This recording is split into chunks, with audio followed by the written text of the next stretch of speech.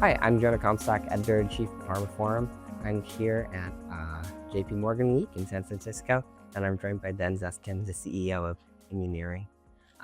We're going to talk a little bit about what he's up to here at the show. Thanks for having me. Thanks for joining me, Ben. So folks who don't know, give me the quick pitch on Immuneering.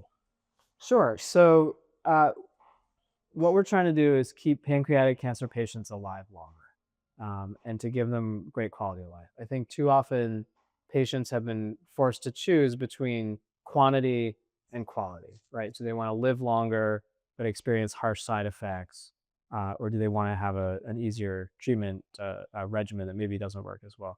What we've shown, and actually data that we announced just in the past week, as a 64% overall survival at 12 months in first-line pancreatic cancer patients treated with our drug candidate, atebimetinin, in combination with chemotherapy. So just to put that in perspective, the benchmark from the pivotal study of standard of care chemotherapy is only 35% overall survival at 12 months. So we've nearly doubled the overall survival that you would expect relative to the standard of care. And so that's remarkable for these patients. Essentially what that means is on the standard of care gemcitabine nab-paclitaxel, the patient would have a 1 in 3 chance of being alive at 12 months. Whereas in our study, the patients had a 2 in 3 chance of being alive. So, I think that's remarkable. We're very excited about that. But on top of that, we were able to do that with great tolerability and with really a positive quality of life. So we had only 2 categories of adverse events, side effects that we saw at the grade 3 level in more than 10% of the patients. And both of those were side effects that are associated with the chemo that we're combining with and that we don't see in our monotherapy study. So it's really hard to say if atebimetinib is adding much, if anything, in the way of harsh side effects on top of what you would expect for the chemotherapy alone. So really good tolerability. And then we have great examples of patients with really dramatic improvements in quality of life. So on our call last week, Dr. Meredith Pelster from the Sarah Cannon Research Institute described one of her patients in the study who not only had 2 liver lesions that were rendered completely undetectable by the treatment, which is very, very rare in and of itself. But I think dramatically, when the patient started on the study, had so much pain and weakness that she needed, family members to bring her to appointments. Over the course of 5 months so far on treatment, this patient regained the ability to drive independently. Wow. So just a dramatic improvement in quality of life. Also, these late-stage pancreatic cancer patients generally lose a lot of weight.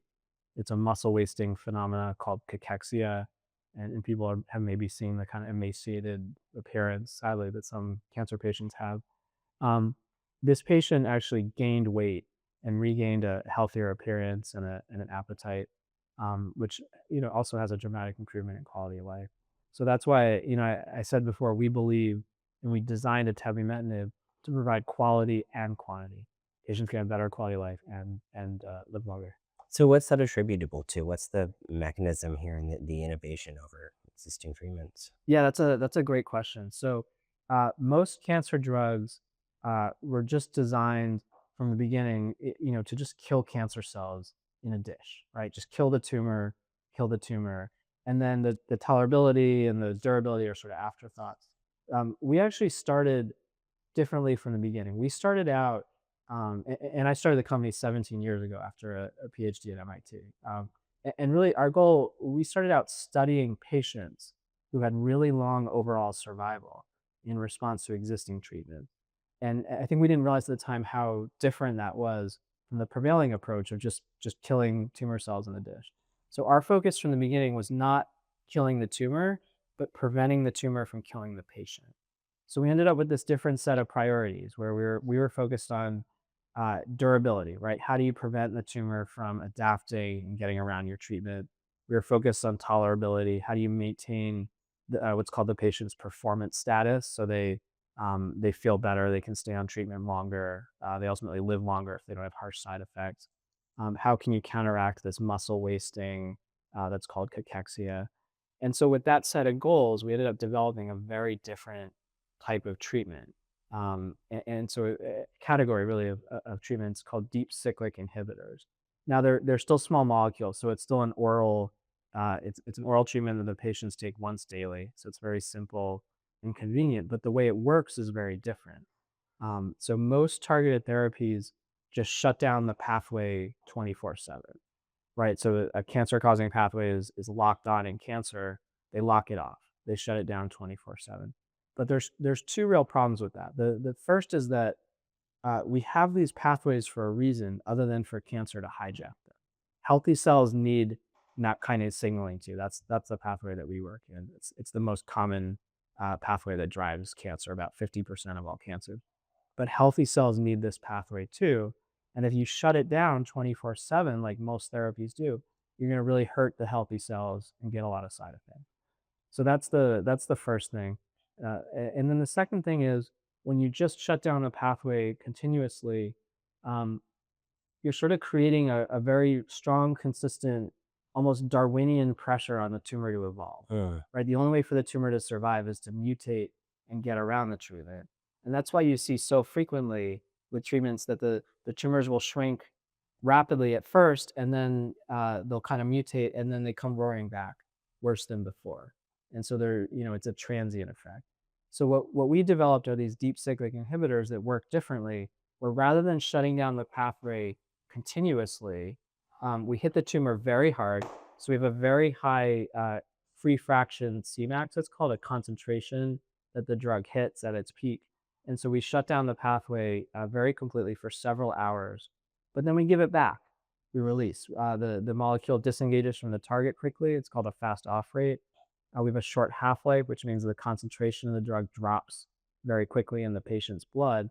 And the combination of those things means that we essentially, by the end of the day, we give the pathway back.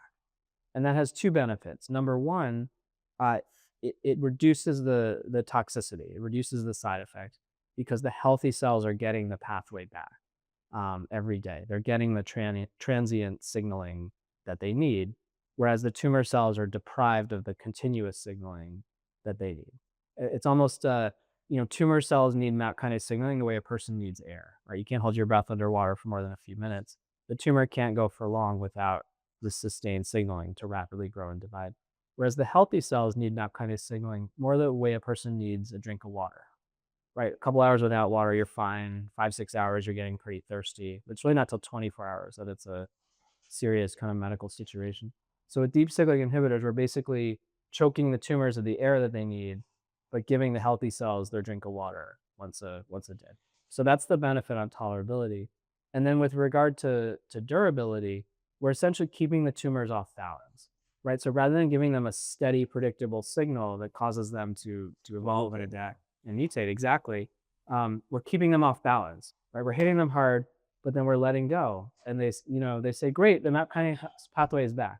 So they're actually pretty, people say, oh, you have to outsmart cancer. They actually think cancer's not that smart. Right? It just is good at adapting. But um, if you can keep it off balance, it's pretty stupid. So as soon as we let go of the pathway, the tumor goes right back to using the MAP kinase pathway. It says, great, the pathway's back. It lets its guard down. And then the next day, we hit it again with that high free fraction Cmax, that IC90. And the tumor actually falls. We can play the same trick on the tumor every day. It falls for the same trick every day. So it's actually pretty And it gets smaller and smaller. It gets smaller and smaller, exactly. But it shrinks differently because it's not necessarily that really rapid drop and then the return that you see with a continuous therapy. It's much more of a long, slow, steady reduction, which is much better for patients because they live longer, they have great tolerability, and the tumors are still shrinking. It's just when you shrink it slowly, you don't drive resistance in the same. So for us, it's a little bit like the old fable of the tortoise and the hare, right? Slow and steady wins the race. Atebimetinin is kind of the tortoise that slowly but steadily reduces the cancer. That's super fascinating. It seems like a no-brainer value proposition for the patient. Hopefully, for that same reason, the doctor. But how are you finding that oncologists are kind of responding to this idea? Because it's a pretty dramatic change from what they're used to, right? Yeah, so the oncologists who are working with our drug, who are part of our trial, are great, and they've been really excited about what they're seeing. And you don't have to take my word for it. So if you listen to our call last week, Dr. Peltzer from Sarah Cannon, as I mentioned, described this patient who regained the ability to drive, who gained weight, had this great quality of life.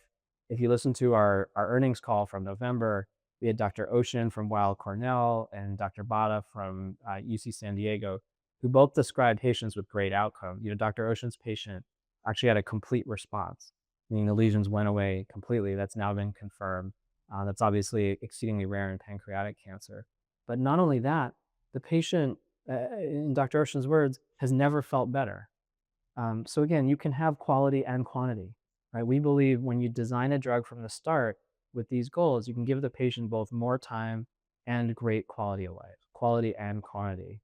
And so, all the investigators who have worked with our drug, and have seen what it can do, we believe are really excited about what they're seeing. We had 18 sites in our current study, so there's a limited number of investigators who have seen it, but we're just starting to get around, and I think there's a lot of excitement for the phase 3, and we're getting ready to dose the first patient in our phase 3 by mid-year. We're gonna have a lot more sites, and there's a lot of excitement around the phase 3 among investigators. Yeah, wow. Is this something that's unique to pancreatic cancer, or is potentially you could do the same sort of approach in many different cancers? That's a great question. Yeah, I mean, the MAP kinase pathway that we're targeting drives half of all cancers. So pancreatic cancer is really just the start. We started here because it's 97% driven by the MAP kinase pathway. It's such an unmet need. I mean, there's 50,000 deaths a year in the U.S. alone. So just really a terrible disease. So that's why we started there. But absolutely, atebimetinib and deep cyclic inhibitors more generally are applicable to most types of cancer. So we're gearing up to begin a study in lung cancer as well, where we're combining with an anti-PD-1 Libtayo, and we've guided to dosing the first patient in that study in the second half of this year. So we'll be starting up in lung cancer, and then down the road, colorectal cancer, melanoma, breast cancer, AML. There's a huge number of tumors that are driven by the MAP kinase pathway. So pancreatic cancer is really just the beginning. Great. Um, and taking a step back more broadly, how's your show going? Anything you've seen or heard that's really been interesting to you, or any insights you have about what's coming up this new year? Yeah, I mean, I think it's a really exciting time for oncology more generally. I think there's a lot of interest around different modalities, key pathways, and really just I think a lot of hope for cancer patients with exciting new treatments that are coming along. Certainly, we think ours is one of the most exciting with the quality and the quantity that we're delivering. But I think there's a lot, for different cancers and different modalities. There's a lot of really exciting treatments under development. Well, thanks so much for chatting with you, Ben. Thanks for having me.